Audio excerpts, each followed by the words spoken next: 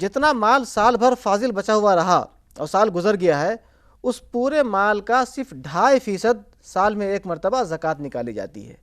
2.5% کا مطلب یہ ہوا کہ 1000 روپے میں 25 روپے کے حساب سے زکوٰۃ نکالی جائے گی۔ تو اب جتنی رقم بنتی ہے تجارت کے سامان کی اور کیش کی اور سونے چاندی کے زیورات کی، اس میں 2.5% ٹوٹل رقم جو ضرورت سے فاضل بچی ہوئی ہے اتنی زکوٰۃ نکال دی جائے گی۔ زرعی جو پیداوار ہیں، زرعی پیداوار میں یہ بتایا گیا ہے کہ اگر پیداوار اس طرح ہو رہی ہے کہ کھیتی آسمان کے پانی سے سیراب ہو جاتی ہے، ہمیں سیراب کرنے کے لیے، پانی پٹانے کے لیے خرچ نہیں کرنا پڑتا ہے، تو اس وقت زکوٰۃ 10% واجب ہوگی جتنی پیداوار ہوتی ہے۔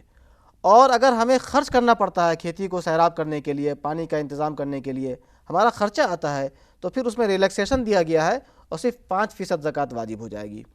جانوروں کے سلسلے میں الگ الگ مقدار ہیں اور ایک تفصیلی بحث ہے جس کو ہم بڑی کتابوں میں پڑھ سکتے ہیں اور دوسرے موقع پر دیکھ سکتے ہیں۔